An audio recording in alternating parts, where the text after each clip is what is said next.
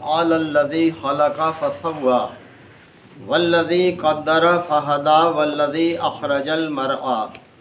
فجعله غثاء أحوى سنقرئك فلا تنسى إلا ما شاء الله إنه يعلم الجهر وما يخفى ونيسرك لليسرى فذكر إن نفعت الذكرى سيذكر من يخشى ويتجنبها الأشقى الذي يصلى النار الكبرى ثم لا يموت فيها ولا يحيى قد أفلح من تزكى وذكر اسم ربه فصلى بل تؤثرون الحياة الدنيا والآخرة خير وأبقى إن هذا لفي الصحف الأولى صحف إبراہیم و موسیٰ صدق اللہ مولانا العظیم۔ حضرات، یہ سورہ الاعلیٰ ہے۔ سورہ الاعلیٰ مکی سورہ مبارکہ ہے اور نبی کریم صلی اللہ علیہ وسلم کے مکی دور کے بھی بہت ابتدائی حصے سے تعلق رکھتی ہے۔ 3 مضامین بڑے مختصر انداز میں اللہ تعالیٰ نے اس سورہ میں بیان فرمائے ہیں۔ ایک توحید، دوسرے نبی کریم صلی اللہ علیہ وسلم کے لیے کچھ ہدایات ہیں اور تیسرے آخرت کے حوالے سے۔ تو فرمایا جا رہا ہے کہ سبح اسم ربک الاعلیٰ، اپنے برتر رب کے نام کی تسبیح کرتے رہو۔ یہ برتر رب یعنی دنیا نے جو رب اختیار کر رکھے ہیں وہ سب کے سب باطل ہیں۔ رب وہی ہے جس نے اس کائنات کو پیدا کیا ہے اور اس کو قائم رکھے ہوئے ہے، اس کو چلا رہا ہے اور تمہیں بھی پیدا کیا، لہذا تم پر یہ حق بنتا ہے کہ اپنے رب برتر کے نام کی تسبیح کرتے رہو۔ یہی وہ آیت ہے جس سے نبی کریم صلی اللہ علیہ وسلم نے نماز میں سجدے کے لیے تسبیح جو ہے وہ ہمارے لیے مقرر فرمائی کہ سبحان ربی الاعلیٰ، اور 3 دفعہ کم از کم اس کا اقرار کیا جائے۔ تو فرمایا کہ اے نبی صلی اللہ علیہ وسلم اپنے رب برتر کے نام کی تسبیح کرتے رہو۔ الذی خلق فسوى، جس نے پیدا کیا اور ایک توازن قائم کیا، یعنی جس چیز کو بھی بنایا اسے خوب بنایا، یعنی اس میں ایک توازن رکھا ہے اس کی ساخت میں۔ والذی قدر، اور وہی جس نے تقدیر مقرر کی ہے، جو چیز پیدا کی اس کی تقدیر بھی بنائی کہ اسے کتنا حصہ اس دنیا میں رہنا ہے، کیا اسے کام کرنا ہے، کیا اس کی ذمہ داری ہوگی، یعنی پیدا بھی کیا ہے تو ساتھ اس کی تقدیر بھی مقرر کی ہے۔ فہدار، اس کی رہنمائی بھی دی، یعنی وہ کس طرح سے اس کام کو انجام دے گی وہ سکھا بھی دیا اسے۔ مثال کے طور پر شہد کی مکھی کو اگر پیدا کیا ہے تو اس کے ذمے ایک کام ہے کہ وہ پھولوں سے رس چوسے اور اسے جمع کرے اور پھر ایک خاص قسم کا وہ گھر بنائے، یعنی یہ ساری چیز مکھی کو پیدا بھی کیا ہے تو اس کو ہدایت بھی دی ہے کہ اسے کس طرح سے اپنی زندگی بسر کرنی ہے، کیا کام کرے گی۔ ایک مکڑی ہے معمولی سی چیز، دیکھے کیا ہے اس کا جسم، اسے پیدا کیا تو ساتھ اس کی تقدیر بنا دی کہ وہ کیا کرے گی، کیسے وہ ایک جالا بناتی ہے اس میں رہتی ہے۔ تو ہر چیز جو بھی اس نے پیدا کی اس کی ایک تقدیر بنائی، اس کو رہنمائی دی ہے کہ اسے زندگی کیسے بسر کرنی ہے۔ تو بھلا انسان جو سب سے برتر مخلوق ہے اسے کیسے اس حال پر چھوڑا جا سکتا ہے کہ وہ چاہے جیسے زندگی بسر کرے۔ لہذا انسان کے لیے بھی اللہ تعالیٰ نے ایک تقدیر بنائی ہے اور اسے ہدایت دی ہے کہ کس طرح سے اسے اپنی زندگی بسر کرنی ہے۔ اگر وہ ویسے نہیں کرے گا تو پھر اللہ کے سامنے وہ جواب دہ ہے، اپنے انجام کو بھگتے گا۔ والذی اخرج المرعی، اور وہی ہے تمہارا رب برتر جس نے یہ نباتات اگائی۔ بے شمار قسم کی نباتات ہیں، انسان شمار نہیں کر سکا آج تک کہ کتنے قسم کے پودے ہیں جو اس دنیا میں اللہ تعالیٰ نے پیدا کیے ہیں۔ تو یہ سب کے سب اسی نے پیدا کیے ہیں، اور کس طرح ہر ایک کا ایک نظام ہے، ہر ایک کا ایک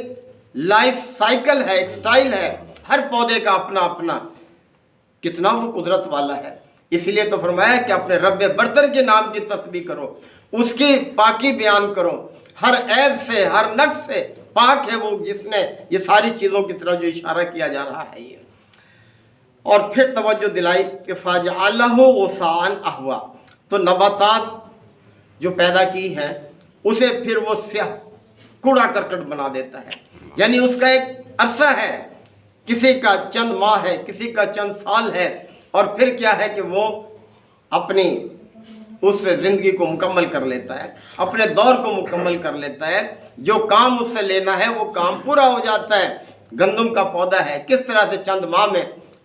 پک کر تیار ہو جاتا ہے، فصل حاصل کرتا ہے انسان، پھر اسے اگلی دفعہ کاشت کرتا ہے، پھر اس طرح سے، اور اسی طرح سے ساری نباتات ہیں کہ ان کو پیدا کیا اور پھر بعد میں ان کو پکا کر بس بنا دیتا ہے اور وہ ختم ہو جاتی ہے۔ یہی کیفیت انسان کی ہے۔ ایک بچہ کیسے نونہال ہوتا ہے، وہ نشو و نما پاتا ہے، جوانی کی عمر کو پہنچتا ہے، اور پھر اس کے بعد ڈھلنا شروع ہو جاتا ہے، پھر جیسے فصل پک کر اپنی توانائی جو ہے وہ کھو دیتی ہے، رونق کھو دیتی ہے، اسی طرح سے ایک شخص بوڑھا ہو جاتا ہے، اس کے اعضاء کمزور ہو جاتے ہیں، پھر وہ اٹھ بیٹھ نہیں سکتا، یعنی یہ کیفیت ہوتی ہے۔ لہٰذا اس کیفیت سے پہلے اپنے آپ کو ٹھیک کرو کہ جب تم کوئی کام کرنے کے قابل نہ رہو، تو انسان کو توجہ دلائی ہے کہ وہ رب برتر ہے، اسی کی نام کی تم تسبیح کرو، اسی کو اپنا کارساز مانو، اسی کی بندگی کرو، اسی کی عبادت کرو۔ اس نے تمہیں پیدا کیا ہے اور تمہیں مختلف حالتوں سے طبقاً ان طبق پچھلی صورت میں گزرا، درجہ بدرجہ تمہیں ایک حالت سے دوسری حالت میں منتقل کر رہا ہے وہ تمہیں۔ پھر توجہ یہ دلائی اب دوسری چیز، قرآن مجید جب ابتدا میں نازل ہونا شروع ہوا نبی کریم صلی اللہ علیہ وسلم پر، تو آپ کو فکر ہوتی تھی کہ کہیں مجھے بھول نہ جائیں یہ آیت، آپ تیزی سے جلدی جلدی دہراتے تھے، تو اللہ تعالیٰ نے سورہ القیامہ میں بھی آپ کو ہدایت فرمائی کہ اس کا پڑھوا دینا ہمارے ذمہ ہے، اس کو یاد کرا دینا بھی ہمارے ذمہ ہے، اور اس کا وہ مفہوم جو ہمارے نزدیک ہے وہ مفہوم بھی آپ کو سمجھا دینا ہمارے ذمہ ہے۔ لہذا آپ غور سے سنا کریں، جب وہی آپ پر نازل کی جا رہی ہو، آپ اس خدشے میں نہ پڑیں کہ کہیں مجھے یہ بھول نہ جائے۔ جس ہستی نے یہ کلام آپ پر نازل کیا ہے، اسی ہستی نے یہ بھی اہتمام کیا ہے کہ وہ آپ کو یاد بھی کرائے گا، آپ کے حافظے میں محفوظ کرا دے گا، اور آپ کو وہ مفہوم سمجھا دے گا جو مفہوم اللہ تعالیٰ کے ہاں مطلوب ہے، جو وہ چاہتا ہے۔ یہ تو فرمایا کہ سنقرئک، اے نبی صلی اللہ علیہ وسلم ہم آپ کو پڑھوا دیں گے، فلا تنسا، اور آپ بھولیں گے نہیں، آپ اس فکر میں نہ پڑیں کہ کہیں مجھے بھول نہ جائے، ہم یاد کرا دیں گے آپ کو۔ الا ماشاء اللہ، سوائے اس کے جو اللہ چاہے، یعنی اللہ تو ہر چیز پر قدرت رکھتا ہے۔ انہ یعلم الجہر وما یخفی، وہ رب برتر، اس کا مقام اور مرتبہ یہ ہے، اس کی قدرت یہ ہے کہ وہ ظاہر اور باطن ہر چیز کو جانتا ہے، کوئی چیز کائنات میں اس سے پوشیدہ نہیں ہے، خواہ زمین کے تہوں میں ہو یا آسمان کی بلندیوں میں ہو یا کہیں درخت کی کھو کے اندر ہو، یعنی وہ تو ہر چیز کو جانتا ہے۔ انہ یعلم الجہر وما یخفی، ظاہر اور باطن ہر چیز کو جانتا ہے، یعنی انسان کے اندر ارادے اور نیت جو ہوتی ہیں ان کو بھی جانتا ہے، اتنا وہ علیم ہے، اتنا وہ خبیر ہے۔ یعنی اعمال تو اعمال، ابھی نیت اور ارادہ کرتا ہے انسان، اللہ اس سے باخبر ہوتا ہے، اس لیے اچھی سوچ، اچھی فکر رکھو اپنے اندر، اس کا بھی اجر ہے تمہارے لیے۔ وَنُيَسِّرُكَ لِلْيُسْرَىٰ، اور اے نبی صلی اللہ علیہ وسلم ہم آپ کو آسان راستے کی سہولت دیں گے۔ آسان راستے کی سہولت مطلب یہ ہے، اے نبی صلی اللہ علیہ وسلم آپ کے ذریعے سے جو شریعت ہم انسانوں کو دے رہے ہیں وہ ایسی نہیں ہے جو ان کے لیے قابل عمل نہ ہو۔ ہم جانتے ہیں کہ انسان کی وسعت کیا ہے، انسان کی قدرت کیا ہے، لہذا جو شریعت ہم آپ کے ذریعے سے اپنے بندوں کو دیں گے اس پر عمل کرنا کوئی مشکل نہیں ہوگا۔ ہاں، ارادہ چاہیے، نیت چاہیے، چاہت، محبت چاہیے، جو بھی اس طرف آئے گا وہ یقیناً اس کو اختیار کر لے گا، اس پر عمل کر لے گا۔ فذکر، پس آپ نصیحت کرتے رہیے، ان نفعت الذکریٰ، اگر نصیحت نفع بخش ہو، یعنی لوگ منہ موڑ رہے ہیں، آپ کی بات سننے کے لیے تیار نہیں ہے، لہذا ایسے لوگوں کے پیچھے نہ پڑیں۔ نصیحت اسے کیجئے جسے نصیحت کرنا مفید ہو، جو نصیحت کو قبول کرنا چاہتا ہو۔ فَيَذَّكَّرُ مَن يَخْشَىٰ، نصیحت تو وہی قبول کرے گا جو ڈرے گا، یعنی جو شخص برے انجام سے ڈرے گا وہی نصیحت کو قبول کرے گا، اور جو برے انجام کو سمجھتا ہی نہیں ہے تو پھر وہ تو نصیحت قبول نہیں کرے گا، لہذا ایسے لوگوں کے پیچھے آپ نہ پڑیں۔ وَيَتَجَنَّبُهَا الْأَشْقَىٰ، اور اس نصیحت سے وہی اجتناب کرے گا جو بدبخت ہے، یعنی اللہ تعالیٰ فرما رہے ہیں کہ اللہ کی نصیحت کو قبول نہ کرنے والا بدبخت انسان ہے، یعنی وہ اپنی دنیا برباد کر رہا ہے، اپنے آخرت برباد کر رہا ہے۔ نجات صرف اللہ کی اس نصیحت کو قبول کرنے میں ہے۔ نصیحت یہ جو قرآن مجید نازل ہو رہا تھا یہ سب سے بڑی نصیحت ہے۔ الذی یصلی النار الکبریٰ، اور وہ بدبخت بڑی آگ میں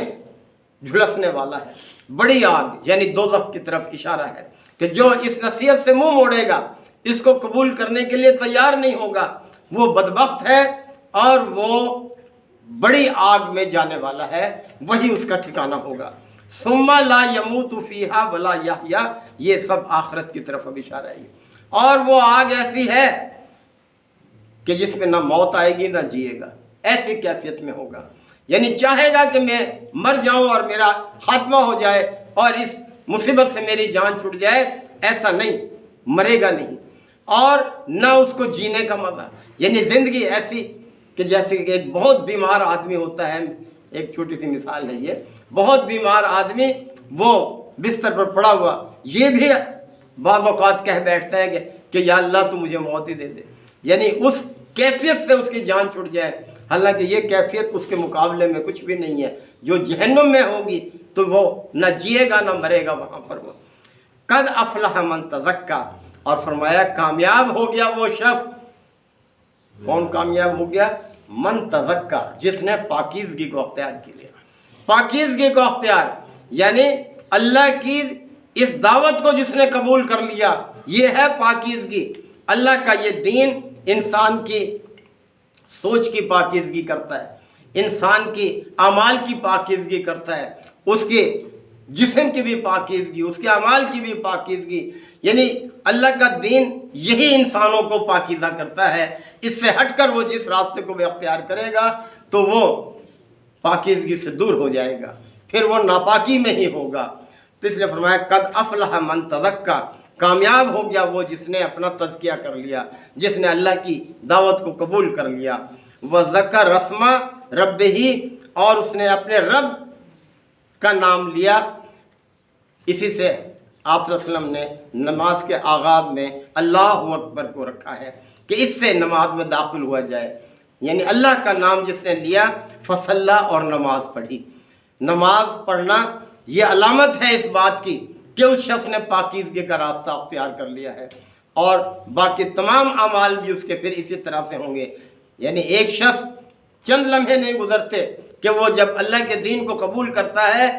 جیسے نماز کا وقت آتا ہے تو وہ نماز کے لیے چلا جاتا ہے۔ تو یہ سب سے پہلی علامت ہے کسی شخص کے پاکیزگی کے راستے کو اختیار کرنے کی۔ بل تؤثرون الحیات الدنیا، بلکہ تم لوگ دنیا کی زندگی کو ترجیح دیتے ہو۔ دنیا کی زندگی یعنی یہ قریب کی زندگی ہے، اسے تم ترجیح دیتے ہو، یعنی وہ اعمال چھوڑ دیتے ہو جو دنیا اور آخرت میں انسان کی کامیابی کی ضمانت ہے، اور اپنے ان کاموں میں پڑے رہتے ہو کہ جس میں فوری مفاد تمہیں حاصل ہوتے ہیں۔ دل فرمایا بل تؤثرون الحیات الدنیا، تم لوگ دنیا کی زندگی کو ترجیح دیتے ہو، والآخرۃ خیر و ابقیٰ، جبکہ آخرت دو پہلو ہیں، خیر و ابقیٰ، بہتر بھی ہے اس دنیا سے اور باقی رہنے والی ہے، یعنی کبھی ختم نہ ہونے والی ہے آخرت، جبکہ دنیا تو کسی بھی لمحے انسان کی ختم ہونے والی،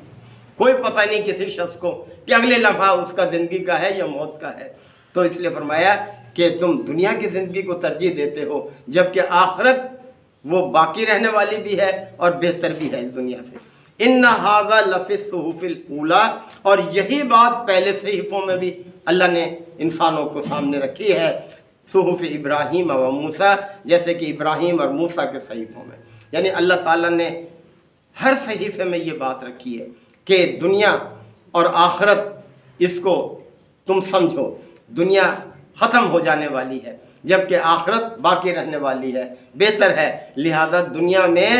آخرت کی فکر کے ساتھ زندگی بسر کرو، اس کی تیاری کرو۔ اللہ تعالیٰ ہمیں یہی سوچ اور فکر عطا فرمائے۔ وآخر دعوانا الحمدللہ وکفا وسلام علی عبادہ الذین اصطفیٰ۔ ربنا آتنا فی الدنیا حسنہ وفی الآخرۃ حسنہ وقنا عذاب النار وادخلنا الجنۃ مع الابرار یا عزیز یا غفار یا رب العالمین۔ اللہم انک عفو کریم تحب العفو فاعف عنا۔ اللہم من احییتہ منا فاحیہ علی الاسلام ومن توفیتہ منا فتوفہ علی الایمان یا شافی الامراض اشف مرضانا ومرضى المسلمین یا قاضی الحاجات اقضِ حاجاتنا و حاجات المسلمین۔ اے پروردگار ہمارے بھائی ناصر خان صاحب کی مغفرت فرما، یا اللہ ان کے درجات کو بلند فرما، یا اللہ ان کی نیکیوں کو قبول فرما، ان کی خطاؤں سے درگزر فرما، آخرت کی منزل کو آسان فرما، یا اللہ ان کی قبر کو جنت کے باغوں میں سے ایک باغ بنا، یا اللہ انہوں نے تیری راستے میں جو خرچ کیا ہے یا اللہ اس کو قبول فرما، ان کی اولاد کو ان کے لیے صدقہ جاریہ بنا، یا اللہ ہمیں بھی اپنی آخرت کی فکر اور اس کی تیاری کی توفیق عطا فرما۔ ربنا تقبل منا انک انت السمیع العلیم وتب علینا انک انت التواب الرحیم۔ صلی اللہ تعالی علی خیر خلقہ محمد و آلہ وصحبہ اجمعین۔